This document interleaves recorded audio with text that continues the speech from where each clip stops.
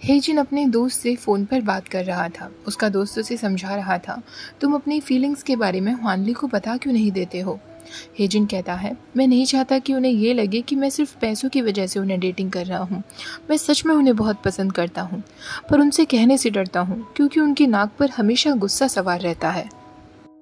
अब उन दोनों का डेटिंग करना और भी कैजुअल हो गया था। ऑलमोस्ट डेली ही वो दोनों साथ में घूमा करते थे और अब ह्वानली को लगने लगा था कि शायद ये सही समय है। इसलिए वो उसे एक दिन डेट पर बुलाता है और अपने साथ फ्लावर्स का बुके लेकर आता है। वो हेजिन से कहता है, जब से मैं तुमसे मिला हूँ मैं खुद को बहुत लकी फील करता हूँ और इस लक को मैं ज़िंदगी भर के लिए चाहता हूँ।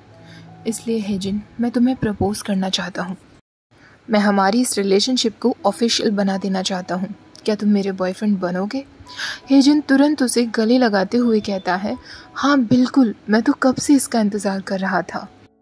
ह्वानली जब अपनी दादी से मिलने के लिए जाता है, वो फिर से उसे रिमाइंड कराती हैं कि अगर तुम कंपनी को लीगली अपने नाम करवाना चाहते हो तो तुम्हें जल्दी से जल्दी मुझे बच्चा देना होगा।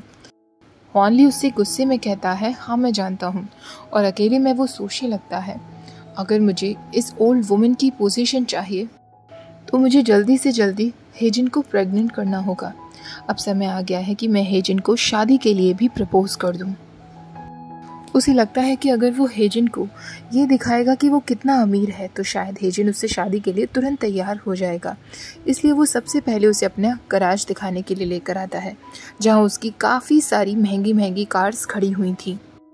वो हेजिन को अपनी सबसे महंगी कार में बिठाता है और ड्राइव पर निकल जाता है। हेजिन उससे कहता है, आप मुझे ये सब कुछ क्यों दिखा रहे हैं? तो ह्वानली कहता है, क्योंकि मैं तुम्हें प्रूव करना चाहता हूँ कि मेरे लिए पैसों से ज़्यादा तुम मायने रखते हो हेजिन। तुम जब मेरे लवर बन चुके हो तो तुम्हें इस लग्जरी लाइफ की आदत तो हो ही जानी चाहिए ना। मैं चाहता हूँ कि हम दोनों का रिश्ता और भी गहरा हो जाए।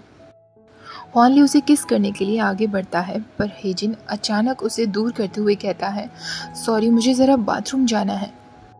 हेजिन के जाने के बाद ह्वानली सोचने लगता है, ये सबसे काम नहीं बनेगा, मुझे कोई बड़ा स्टेप लेना होगा। और हेजिन अकेला बाथरूम में बहुत घबरा रहा था। वो सोचने लगता है, क्या मैंने गलत किया? मुझे इस तरह उन्हें पुश नहीं करना चाहिए था। वो कितना गुस्से में लग रहे थे। हेजिन जब बाथरूम से बाहर आता है तो वो देखता है कि ह्वानली के चेहरे पर तो स्माइल थी।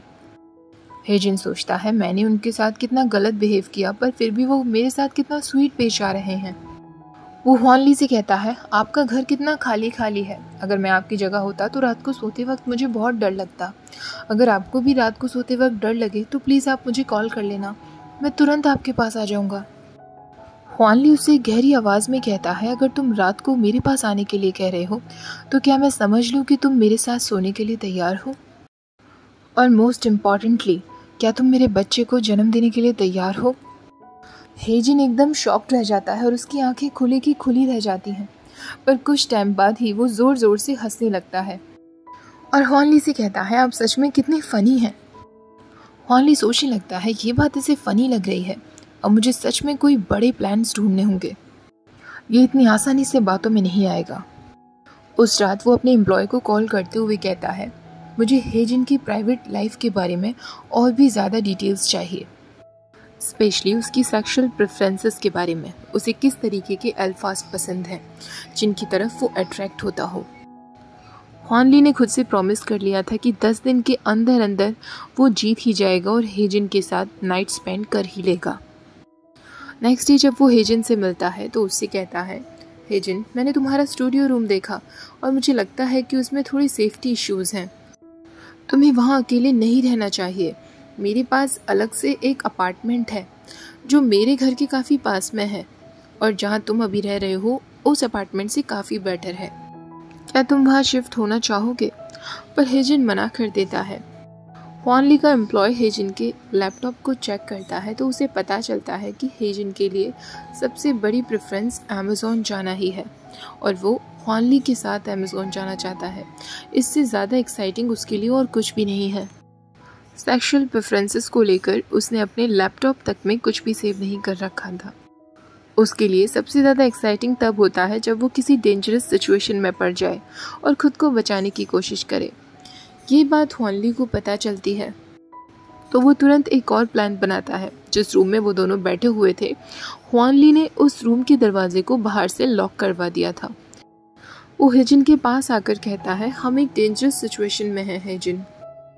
हम इस रूम में लॉक हो गए हैं, ये बाहर से बंद हो चुका है।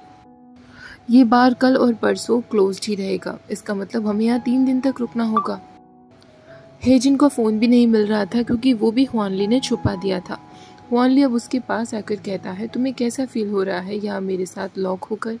क्या ये सिचुएशन तुम्हारे लिए एक्साइटिंग नहीं है? क्या तुम्हारा कुछ और करने का मन नहीं कर रहा? हेजिन उससे अलग होते हुए कहता है, प्लीज़ वेट, मैं हमेशा इस तरीके की सिचुएशन में अपने साथ एक चीज़ रखता हूँ। वो तुरंत अपने पास से एक चीज़ निकालता है जिससे वो दरवाजे को अनलॉक कर देता है और खुश होते हुए कहता है, फाइनली हम सेफ हो गए, मैंने आपकी जान बचा ली हुआनली। हुआनली मुंह बनाते हुए कहता है, oh thank you so much मेरी जान बचाने के लिए। हुआनली जब उसे घर छोड़ने के लिए जाता है तो हेजिन अचानक उसके चीक्स पर किस कर लेता है। हुआनली जब अपने घर वापस आता है तो वो अपनी अल्फा रट में चला गया था। जिस तरह ओमेगा की हीट होती है, इस तरह अल्फा रट भी होती है। ये ऐसा टाइम होता है जब एक अल्फा का भी सबसे ज़्यादा सेक्स करने का मन करता है।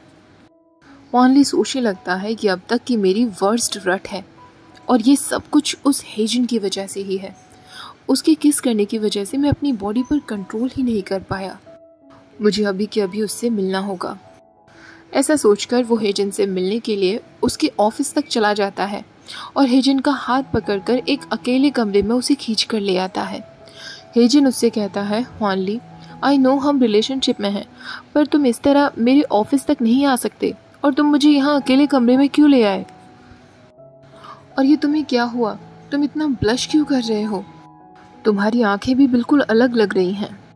हुआनली उससे कहता है, प्लीज़ मेरे बच्चे को जन्म दो, मुझे अपने नज़दीक आने दो। वो उसे किस करने के लिए आगे बढ़ता ही है, पर हेजिन उसे एक स्टिक से मारता है और उससे कहता है, अपने होश में आओ। अगर तुम सच में मेरे साथ बेबी चाहते हो तो थोड़ा शर्म करो। ये एक सेक्सुअल अब्यूज़ है। मेरी परमिशन के बिना तुम मेरी बॉडी को टच नहीं कर सकते। तुम इतनी जल्दी कैसे बदल गए? तुम तो वेल मैनर्ड हुआ करते थे, सडनली तुम मेरे साथ सेक्सुअली असॉल्ट कर रहे हो। हमने अभी तक एक दूसरे को किस तक नहीं किया और तुम बच्चा करने के लिए कह रहे हो। मुझे पता है कि तुम अपनी रट से होकर गुजर रहे हो। इसका मतलब ये नहीं कि तुम कुछ भी करो। घर जाओ और आराम करो। ऐसा कहकर हेजिन वहाँ से भाग जाता है, पर उसे बहुत ज़्यादा रोना आ रहा था। अगले दिन वो हुआनली के घर जाने का सोचता है और खुद से कहता है, सिर्फ अपनी रट की वजह से ही उन्होंने इस तरह बिहेव किया होगा। मुझे पता है कि अब उन्हें पछतावा भी हो रहा होगा। वो जैसे ही मुझे देखेंगे मुझसे माफ़ी मांगने लगेंगे, पर इसका बिल्कुल उल्टा ही होता है। हुआनली हेजिन को देखते ही कहता है, क्या चाहिए तुम्हें? क्यों आए हो यहाँ? हेजिन ने हुआनली को जो मारा था उसके चेहरे पर अभी तक वो निशान था। हेजिन उससे कहता है, कल तुमने जो भी कुछ कहा वो इस वजह से कहा था ना, क्योंकि तुम अपनी रट में थे। तुम इस तरीके की बातें नहीं करोगे ना। हुआनली कहता है, आई एम सॉरी तुम्हें निराश करने के लिए, पर कल मैंने जो भी कुछ कहा बिल्कुल अपने होश में कहा था। मैं हर एक बात को लेकर सीरियस था। मैं चाहता हूँ कि तुम मेरे बच्चे को जन्म दो। हेजिन कहता है, तुम मुझे प्यार करना चाहते हो या मुझसे बच्चा चाहते हो? तो हुआनली कहता है, दोनों में डिफरेंस ही क्या है? इस वक्त मैं अपनी अल्फा रट में हूँ और मुझे तुम्हें देखकर बहुत कंट्रोल करना पड़ रहा है।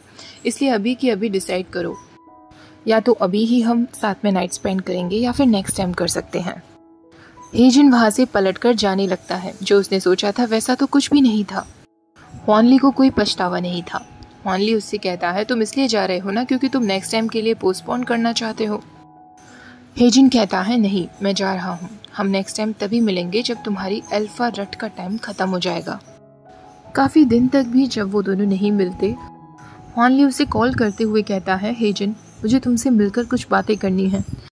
हेजिन एक बार फिर मिलने को तैयार हो जाता है। हुआनली उसके लिए फ्लावर्स लेकर आया था। हेजिन उन्हें लेकर काफ़ी खुश होता है। हुआनली कहता है, आई एम सॉरी, उस दिन मुझे इस तरह बातें नहीं करनी चाहिए थी, पर आज मैं अच्छे से बात करता हूँ। मेरे बच्चे को तो तुम जन्म दोगे ही, इसके बदले में तुम जो चाहे वो मुझसे मांग सकते हो। मैं तुम्हें सब कुछ देने के लिए तैयार हूँ। हेजिन का दिल एक बार फिर टूट जाता है क्योंकि उसे लग रहा था कि हुआनली को अपने किए पर पछतावा है, पर ऐसा कुछ भी नहीं था। हुआनली उसके सामने कॉन्ट्रैक्ट देते हुए कहता है, तुम्हें अजीब लग रहा है ना कि तुम शादी से पहले मेरे बच्चे को जन्म दोगे, इसलिए मैं ये मैरिज कॉन्ट्रैक्ट भी ले आया हूँ। तुम चाहो तो हम दोनों अभी की अभी शादी कर लेते हैं, उसके बाद हम बच्चे की तैयारी करेंगे। ये सब सुनने के बाद हेजिन वो फ्लावर्स उसके मुंह पर मारते हुए कहता है, अपना बच्चा खुद ही पैदा कर लो यू बास्टर्ड।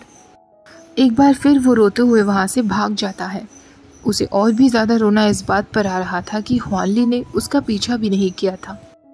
कुछ दिन बीत जाने के बाद एक सुबह हेजिन को एक बार फिर हुआनली का मैसेज आता है, जिसमें लिखा हुआ था, हेजिन प्लीज़ कल मेरे ऑफिस आना, मैं तुमसे प्रॉपरली बात करना चाहता हूँ।